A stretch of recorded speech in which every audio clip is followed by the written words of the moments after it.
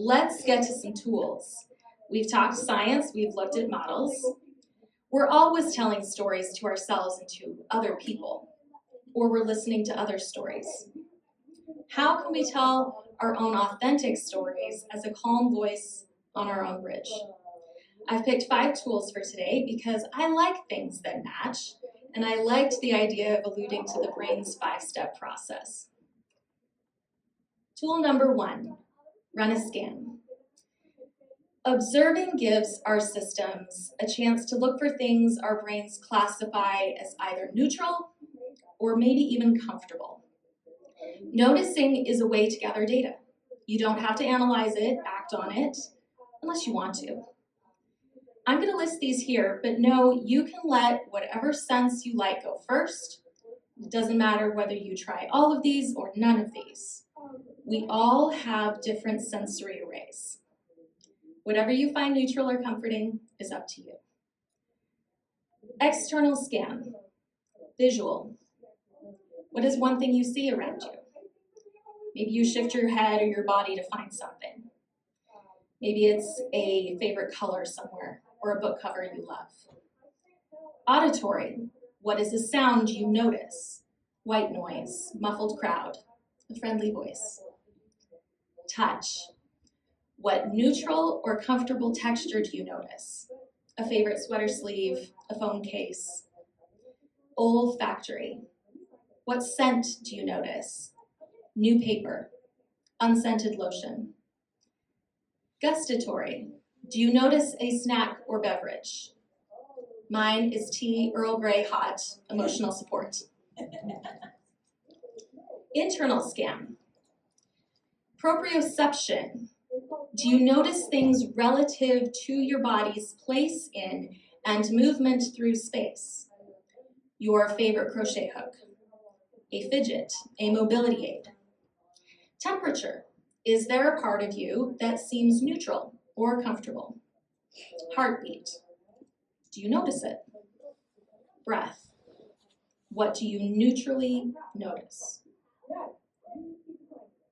Tool number 2, build a ready room. Real or imagined? You could have a tangible one and a digital one. I think there can be real power in bringing the imagined or the digital into tangible form. Maybe right now you don't know what your ready room is, or maybe you know what you want it to be, or maybe you don't know, and this is a moment to consider. Let's imagine you come into your ready room, the ship is quiet. Do you request music? Ooh, is there a sound cue that plays when you enter the room? Like a theme song. You go over to the replicator. What do you ask for? Do you read a book? Feed your fish? Come on, he never fed the fish. That's okay, I love Picard. Do you pull up some ASMR videos? Or do you rewatch a series or engage bilateral beats? Maybe you call your bestie who's a captain in the next quadrant. Do you have a set program or ritual that you follow? Maybe your ready room looks a little bit like your favorite Tangible World local coffee shop. Or maybe it looks like your back garden. Or maybe it's your reading cave. Or your recording studio. That's mine. You're the captain, it's your ready room. Next tool, keep a captain's log. A captain's log functions like a journal, or a sketchbook, or a collaging app, or a set of voice notes. It's a point of reference, a way to express feelings or thoughts or ideas in a framework, and a way to observe rhythms and patterns over time. It could even be a guide for the future. Mapping our feelings and experiences can help us sequence them and maybe plot progression. I believe that the version of ourselves we project to others and to our network and to ourselves has the power to define the story we will live out. So here on the slide is a possible template for a captain's log entry. Captain's log, Earth date, star date, blank. Today I encountered, the crew is noticing, over the next few days I will be, Doesn't have to be fancy. You can create your own templates. You can play with the medium. Explore what works for you. The next tool in the kit is a voice check. A lot of folks ask voice performers, how do you make your voice sound lower or raspier or girlier or older or younger? And I say, love your instrument and try things. At the end of the day, your voice is a result of structure, airflow, and emotion. And your voice is unique, and I think that's enough. And here's an exercise you could try. Your own vocal holodeck. You could do this on your own in a comfortable space. You could do it with others when you're around friends, human, plant, furry, scales, what have you. And consider using a phone or a recording device to record yourself so that you can listen back again later. That gives you a way to hear yourself from the outside in rather than the usual inside out. So, first, take a slow, deep breath in, and then let that air out. Vent that carbon dioxide and methanol, ethanol, hydrocarbons. Inhale again, and hum gently while you exhale, like an idle warp core. Drop your shoulders a little, and then say aloud, in whatever tone or volume feels easy, a phrase. I'll give some examples on the next slide. Think about who in your life you're talking to when you say this. Are you talking to your best friend? Are you talking to your supervisor at work? Are you talking to your kids? Are you talking to a stranger? Here are some ideas of phrases you could use. Sometimes hope is a choice. Captain Pike, Strange New Worlds. I've seen my share of wayward crews, and I can tell you this, you've got potential. Hologram Captain Janeway. All hands brace for weird. Captain Freeman, Lower Decks.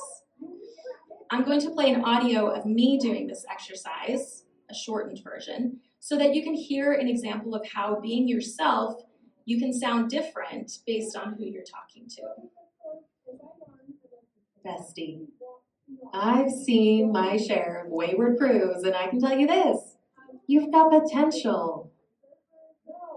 Child, I've seen my share of wayward crews, and I can tell you this, you've got potential. Child, all hands brace for weird. Supervisor, all hands brace for weird. Stranger, if you can't speak gently to yourself, how the hell are you going to speak gently to somebody else? Bestie, if you can't speak gently to yourself, how the hell are you going to speak gently to somebody else? Okay, I couldn't resist that last one. I know Mama Roo is not a Starfleet captain, but I would be more eager than Tendi Rutherford and Boimler combined to get posted to that ship. So there's my honorary moment. I hope, listening to this, that you thought, well, that's not how I would say it. Good! The beautiful auditory uniqueness and vocal tract diversity is what makes our stories and our world so interesting. Your authentic sound is not just one thing. It's a constellation of frequencies. Your voice is muscle, memory, and a bridge between you and the world, and it's allowed to shift and adapt to the environment. You can try on a voice, step into a moment, see what fits, what flies, what feels like you. Next tool, and our last, is choose your crew and your fleet. Your crew tells your story as a messy, beautiful, multifaceted human. On my crew, there's the part of me that likes to cook for people, serve drinks, and listen.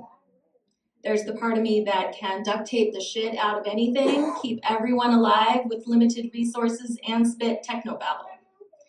And there's the part of me that likes quiet, tea, and string music. And in my fleet, it's definitely a chosen family. A blend of friends, new family, inherited family, fictional characters, fictional pets, plants, and a bunch of acquaintances that might grow into friends. Hold on to your fleet. Remember that you're not alone. Sometimes the stories we tell about how we're connected to each other can get messy or lost or blocked or broken. But one thing I love about Starfleet, alongside all its weaknesses and problems and outright harm sometimes, is that it's chosen family. Call for backup, trust your friends, share with each other what you learned while traveling through and exploring space. Okay, last thoughts before I open up for a Q&A.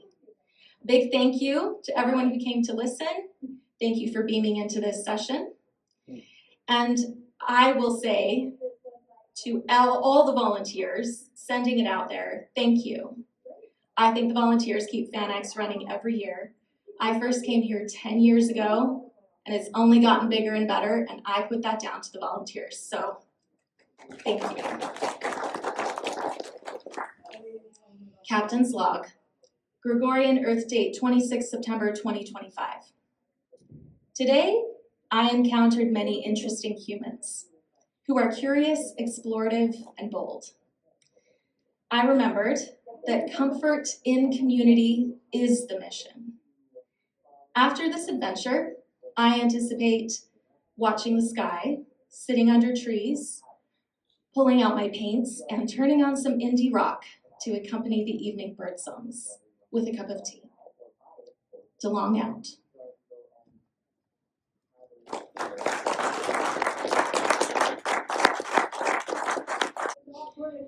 But I think we're learning that cozy has always been there in the stories we tell. We're just making it a genre in this moment. Deep Space Nine.